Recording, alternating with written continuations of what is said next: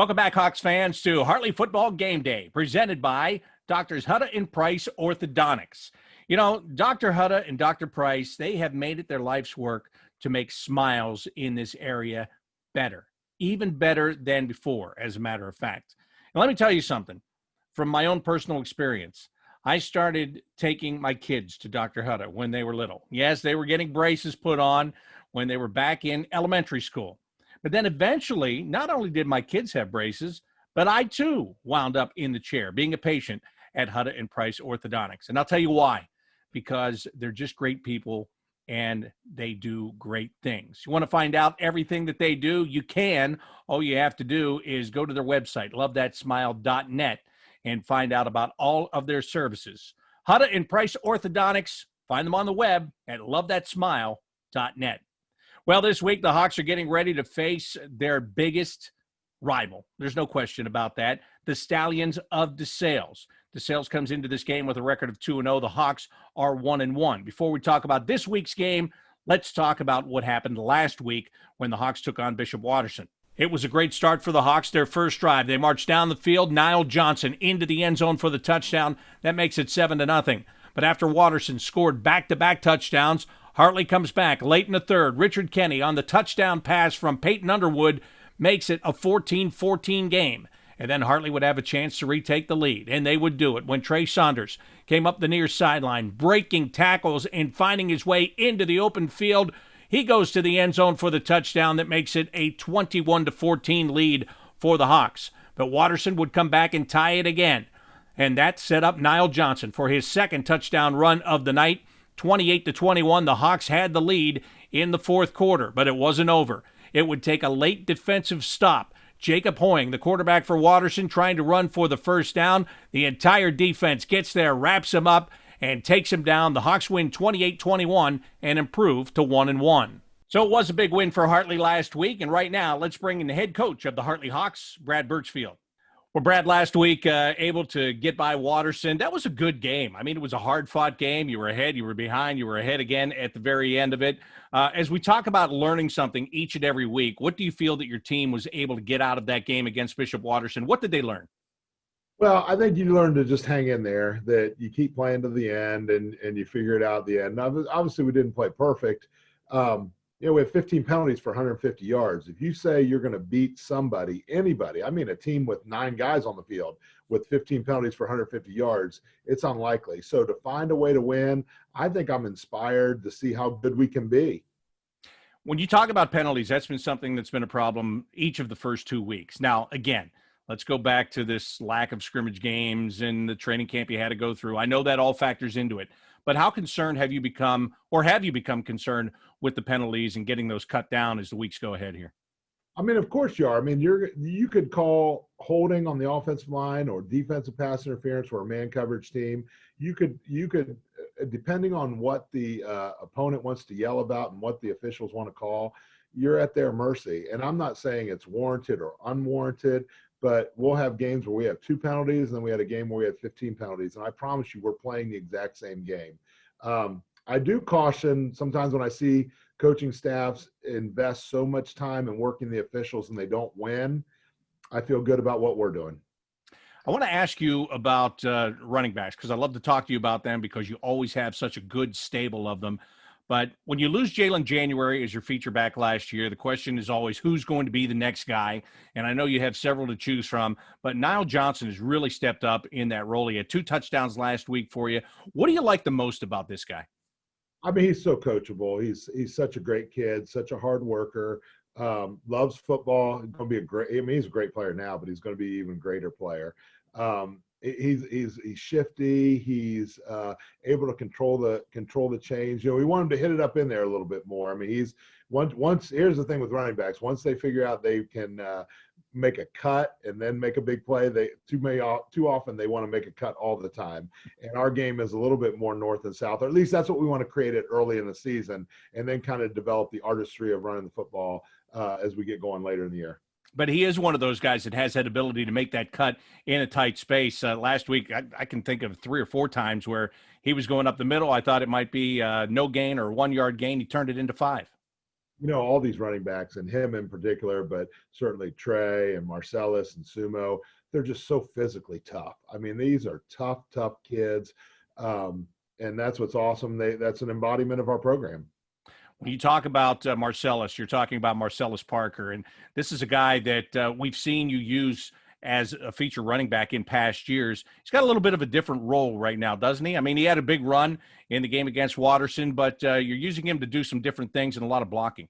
He's a great blocker for us. He's such a physical player. Listen, this kid's going to be a great college football player too. He's the type of kid you build a program around because he's so physical and so tough and plays so hard on both sides of the ball. So we certainly want to, as we move in, and again, we talk about getting Sumo back, we certainly love a backfield with Sumo, Marcellus, and Sherrod. I mean, that's 230-pounders minimum that are coming right at you. We think we can work to control a game and control a clock physically like that. And then you start adding in Trey and Rich and Nyle, and wow, you get a little bit of electricity, a little bit of a thunder and lightning look. Yeah, when you talk about Sumo Kessley, you didn't have him available last week because of an injury. Is the big man back this week? He's back. He's ready to go. He's had a great week of practice. He had a little bit of he practiced last week. You played him 2 weeks ago and probably shouldn't have. I think if we would have held him out against Moeller, he would have been full speed against Watterson. But that's where it is. It was funny. I was telling you, at halftime we're down 14, and Sumo was looking for his shoulder pads and wanted to put them on and come back into the second half. And easy, Tiger, we got it, and we need you for the stretch run. Obviously, he's one of our best football players and a difference maker on the field. So we need him at as close to 100% as anybody's going to be in this game. Well, we always talk about Richard Kenny and his ability to run that jet sweep and get you big yardage on that play. But last week he showed his ability to catch the football. And Peyton Underwood, a nice big pass to him to convert a first down on one drive. Then he threw a nice touchdown pass later on. As Richard develops as an overall player, and I know he too is playing both sides of the ball, but what do you see out of him that he's starting to get better at week after week? He's getting better at everything. I mean, again, he got thrown into the limelight last year when Angelo was hurt, and we played him a ton. And, the young guys with the people we play, it's tough for young guys to really emerge and do great on the field, right? I mean, it just is because these teams we play are really, really good. And but he kept hanging in there, kept getting better. And we always knew he was going to be one of our best football players, how explosive he was.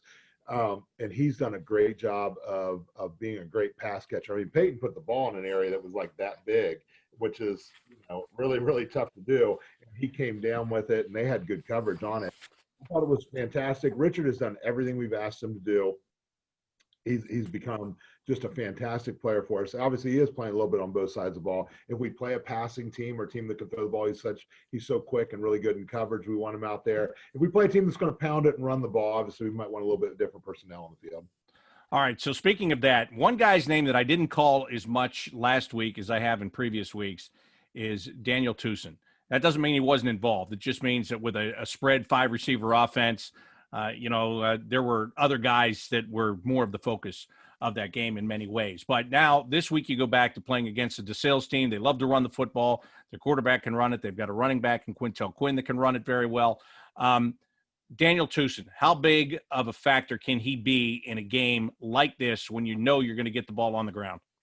Yeah, last week, he did have a big sack at the end of the game that put him out of range, that helped us. And he was obviously really active for us, but they were getting the ball out of the hands so quick. I don't know that we did great service to him of wearing him out.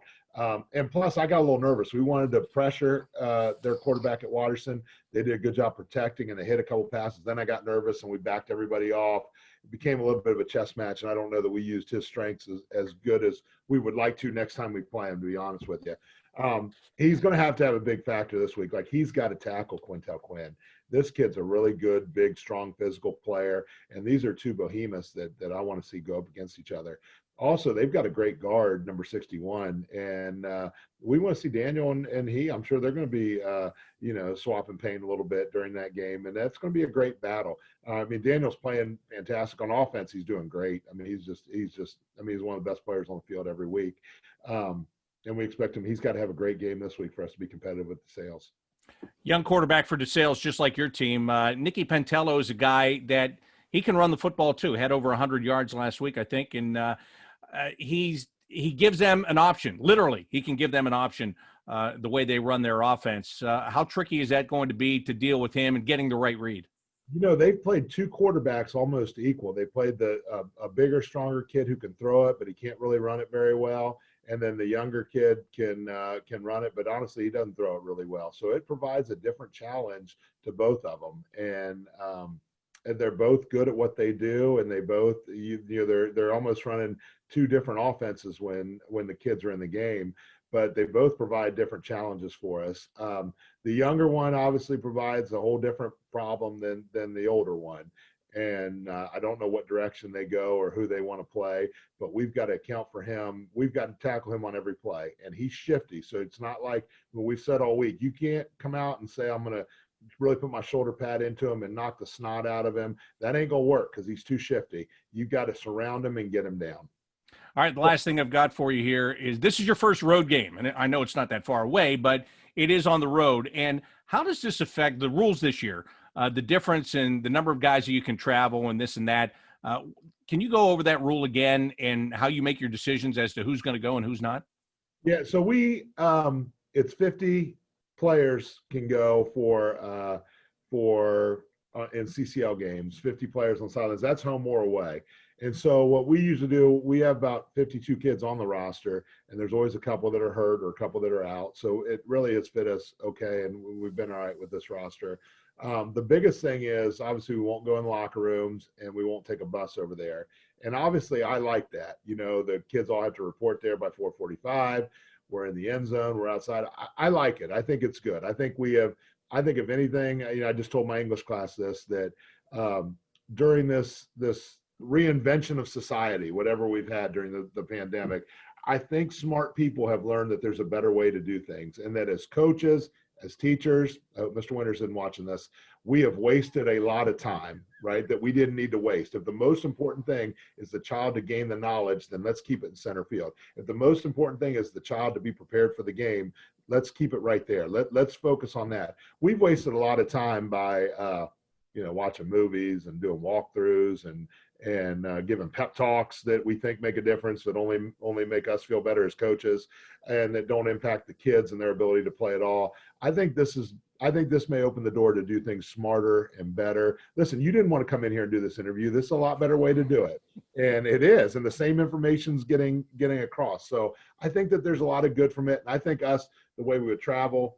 and not wasting time and not being in the locker room. Listen, they don't want to. Desales don't want to clean up after us in the locker room. We don't want to clean up after them. It's just not needed. So I think that there's going to be some good that comes from this. All right. And by the way, for the record, of course, I'd love to come in and do the interview in person. Are you kidding me? All the other stuff that we would get covered in that amount of time that I was there, it'd be incredible. We could talk free agency. What's that? We could talk NHL free agency. We could, and I'm sure that we would. Brad, thank you so much. Good luck this week. Thanks, Bob. Moving on to the Stallions of Desales. I mentioned earlier, they are 2-0 coming into this game. Quintel Quinn is the guy that is going to get the football a lot. He does a lot of the work on the ground, but he doesn't do all of the work on the ground. You heard Coach Burchfield talking about the two quarterbacks, and Nicky Pentello is as he put it, the smaller guy, but he's the guy that can run the football. Last week he threw for only 14 yards, but on the ground he was near 100 yards and makes a difference in that running offense. Gives them options, literally gives them options, or the option, if you will, to run the football. So the Hawks defense in this game, they're going to have to be on their assignment all the way around. There's no question about that. They've got to have their man. They've got to make the right read, and they have got to tackle. And as you heard Coach Burchfield also say, the penalties have got to come down for the Hartley Hawks. So we'll see what happens in this game. The game is going to be televised for you on our YouTube channel. Right here, you'll be able to find it. Pre-game coverage starting at 5:45. Also, we have our radio broadcast is going on GamedayBroadcasting.com. So make sure you find the audio there. You can find the audio and video here on the YouTube channel. We've got it all for you. Kickoff at 6 o'clock tonight. And again, pregame coverage starts at 5:45. That'll do it for today's Hartley Football Game Day. It's been brought to you by Hutta and Price Orthodontics. LoveThatSmile.net.